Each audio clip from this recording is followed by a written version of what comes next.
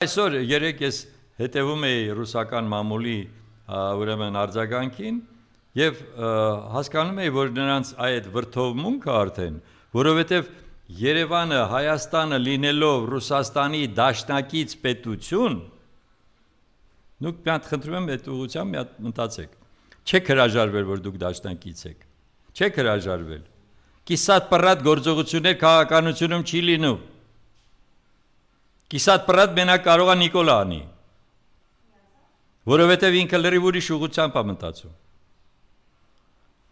Հարցը հետևյալն է. եթե դուք այսօր իրականում ունեք կախում կոնկրետ այս պահին Ռուսաստանից, ուրեմն դուք ձեր քաղաքական արտաքին վեկտորը փոխելու իրավունքը չունեք։ Այսքան բացահայտ։ Թշնամացնել ձեզ քո դաշնակից պետությանը իրավունք չունեք, որովհետև ես հիմա չեմ ուզում ասեմ այն ինչ որ կարող է լինել, բայց գոնե մի գործողություն, բա որ հիմա իսկապես լինի, օրինակն եմ ասում, ԵԱՏՄ-ն հրաժարվի այլևս Հայաստանին ունենալ իր շարքերում, որովհետև դուք չլսեցիք, որ չի կարող ԵԱՏՄ եւ ԵՄ իրար հետ համագործակցության մեջ լինեն, այսօր նրանք թշնամություն են անում։ Դուք հիմա բացահայտ մխրճվում եք այդ երկուսի մեջ տեղը, Ռուսաստանի եւ Եվրոպայի, ձեզանից ոչ մի բան չներկայացնելով։ Դուք չունեք ինքնաբավություն, դուք չունեք հնարավորություն, որպեսզի փոխարինեք այն ամեն ինչ, որ դուք ստանում եք Ռուսաստանից, եւ դուք վտանգի տակ եք դնում նաեւ մեր հայրենակիցներին եւ նրանց կարողություններին։ Հիմա արդեն խոսքը գնում էր նրա մասին, թե ոնց են փոխելու իրենց վերաբերմունքը հայերի նկատմամբ։ Կարողանալու եք դրան դիմադրել։ ԵԱՏՄ-ից դուրս գալը կամ ԵԱՏՄ-ից զրկվելը այս պահին, դա նշանակում է, որ ամբողջ տնտեսությունը քայքայել։ Ֆինանսական տրանսֆերտներից հրաժարվելը, այսինքն ոչ հրաժարվելը, եթե դրանք այդ ամբողջովին փակվեն։ Դուք ստանալու եք այստեղ մի հատ ուրիշ լրիվ իրավիճակ, չեմ էլ ուզում անունները տամ ախր։ Հիմա ես հարց եմ տալիս, Նիկոլ Փաշինյանը սա ամեն ինչը գիտակցաբար է անում։ Հասկանալով է անում, թե ինչ որ ուրիշ ծրագիր է իրականացնում։ Այդ ծրագրի շնորհիվ ինքը կարող է փրկվի ինչ որ միտեղ։ Պետությունն է տապալվելու, որովհետև ոչ մի կերպ որևէ բանական մարդ չի կարող ասել հիմա թե ինչով է փոխարինելու Ռուսաստանի շուկան Հայաստանը։ Հիմա ինքներդ մտածեք։ Ուր են գնալու այս ամբողջ այն ինչ որ մենք հիմա տեղափոխում ենք ռուսական շուկա, ԵԱՏՄ շուկա եւ այլն, ուր։ Եվրոպան հագեցած է բոլոր ԱՊՀ երկրների արտադրանքից։ Բացարձակ իրենց չի հետաքրքրում այն պետությունները, որոնք որ մտան, հատկապես սլավոնական պետությունները, որոնք մտան ԵՄ-ի կազմում, նրանք քայքայվեց նրանց տնտեսությունը։ Անկամ Պրիբալտիկան, որը ավելի պատրաստ էր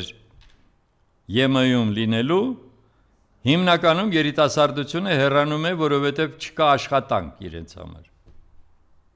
Որովհետև ստիպված են լինելու եւ գնում են այնտեղ ամենացածր աշխատանքի են գնում եվրոպական երկրներում, հատկապես շատերը տեսած կլինեք լիտովցիներին, լատիշներին, էստոնացիներին, այն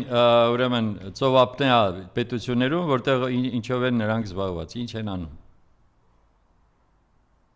Էս է հեռանկարը։ Թե Հայաստանը պետք է այնքան խորիմաստ լիներ, չեմ ուզում ասեմ խորամանկ, բայց խորիմաստ լիներ, որպեսզի կարողանար հասկանալ, թե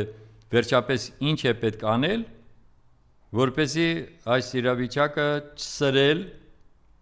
եւ չդառնալ կռվախնձոր երկու բևեռների միջև։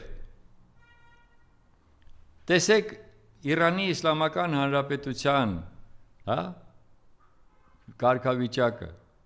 Տեսեք այն հերոսական պայքարը, որը մղում է մեր հարևան երկիրը իր ժողովրդով։ իր անկախության, չի տրվում որևէ մի պարտադրանքի, այո, տանում են բոլոր տառապանքները, ասում են ոչինչ, բայց ես չեմ կարող իմ պետական շահերը, ուրեմն զիջեմ ուրիշին։ Մենք այս պարագայում հասկանում ենք, որ Իրանն էլ է դառնում, այդ դեպքում Իրանն էլ է փոխում իր վերաբերմունքը Հայաստանի նկատմամբ։ Անպայման չի, որ նրանք ձեզ գան ականջներից բռնեն, քաշեն, ասեն, ես ինչ ես անում։ Պարտադիր չի դա, իրենք իրենց պետական վերաբերմունքը կարող են փոխեն ձեր նկատմամբ, որովհետև դուք էլի նորից թշնամություն եք բերում այս տարածաշրջանի իրենց նկատմամբ։ Զելենսկու գալը Հայաստան ինչով էր պայմանավորված։ Հիմա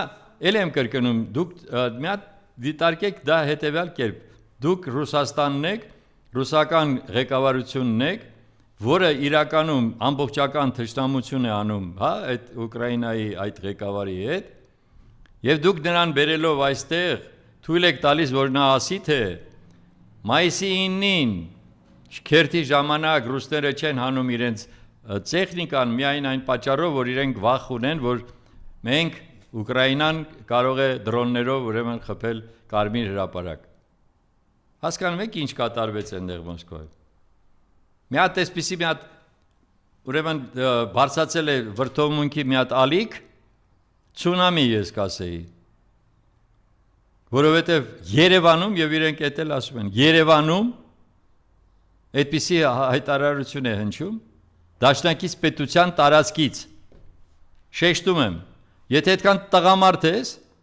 սկզբից գնայիր այդ դաշնակցային հարաբերություններից հրաժարվեիր,